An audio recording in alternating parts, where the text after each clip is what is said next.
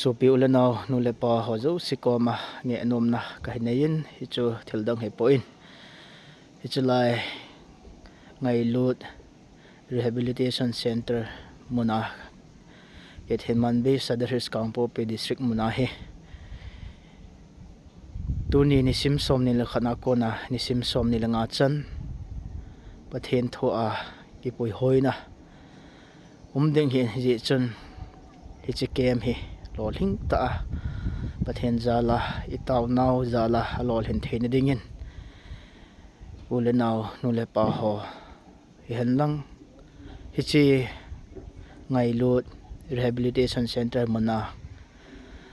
cha te ho loi le gol te ho izi teo icha teo itu teo ho he pathen zala ma hon jong hin kho ki khial na di ta nei theinaw mon aso do thein dingin hi chini khosunga he poin e ma cham lowa speaker team ho he in hichlaya ka sei beleng speaker ai pan pi deu ho he in pathen wa chaila he sa pi de ho he in akimang cha ho staff ho jo seong dam ta sa dam ta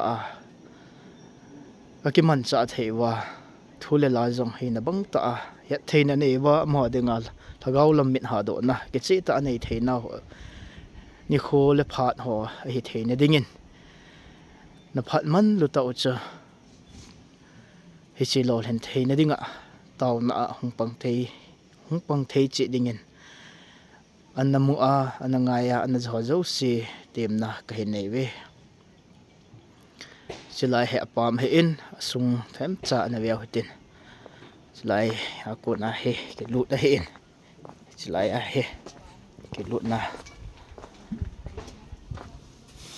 cha sung ahung he te in na ma nok ba he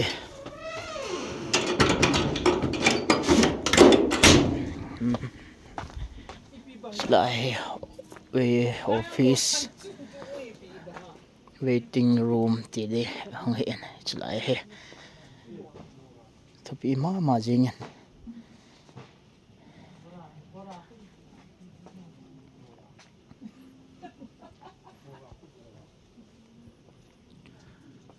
abula ko na isilai anom ho lim ho hong he te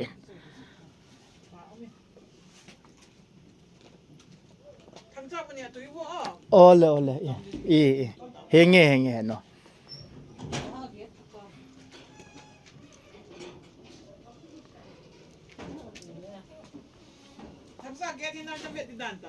kho he ken hung kam ta nya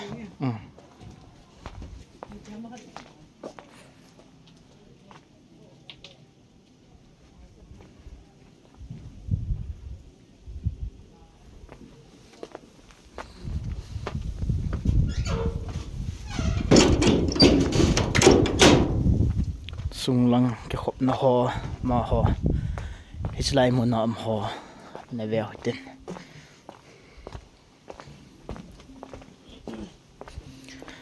ma he director pa he pa cha ta he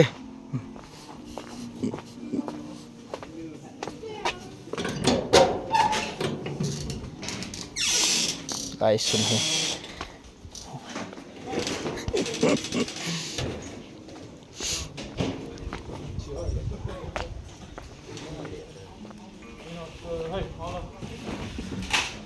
like conference hall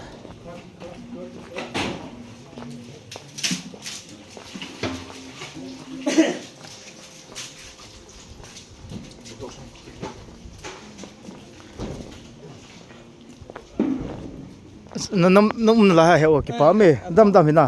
pha be se pa me ki man cha ki deu dan he na hoi mo te ji jang nam ta he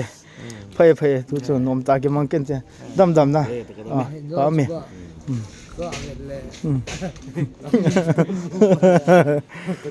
nom ta ki man cha deu he tu chung lai sunga he ta sal hagau thu a oi hoina de hen no ma jing lai sunga he ka ki khop deu hen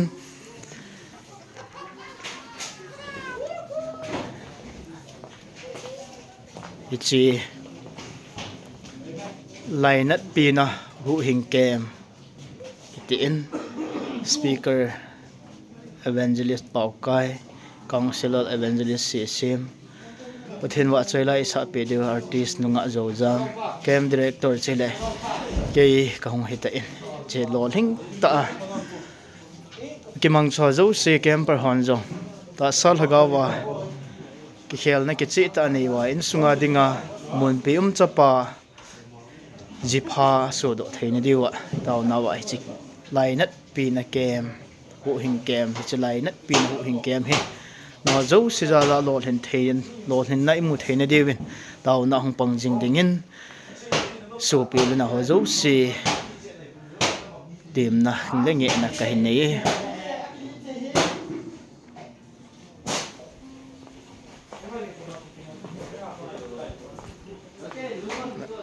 ayo gina ome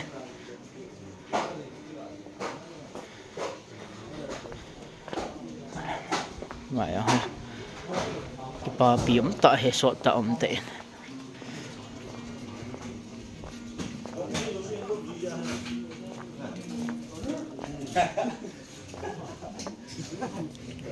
chim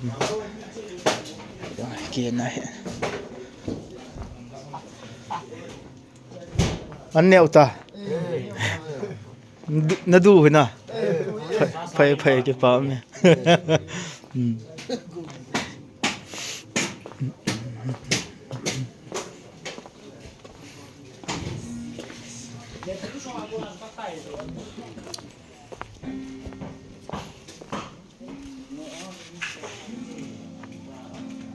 sung không hơi tệ anh ôm thẻ gì nghe thân ôm thẻ gì nghe silang yung gina okay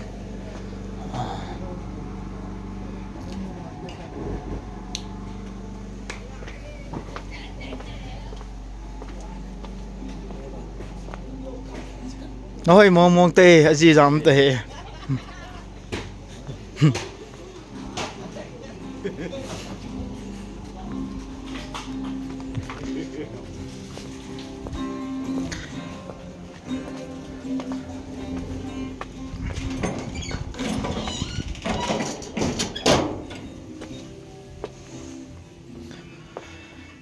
lang staff ho na ang hitin ay nut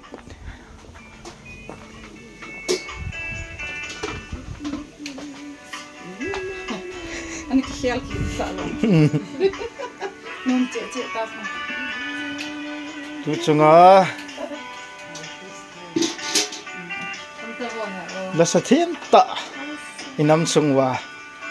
hal umzeng aman lan sa le tu chunga he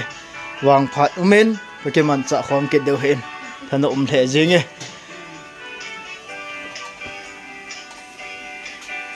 ni adi hoi ngom tui tu le jingen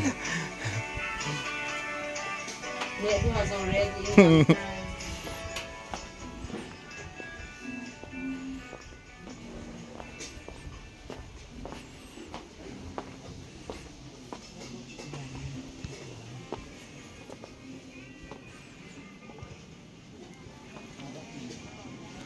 na speaker ho gina in nom le jingen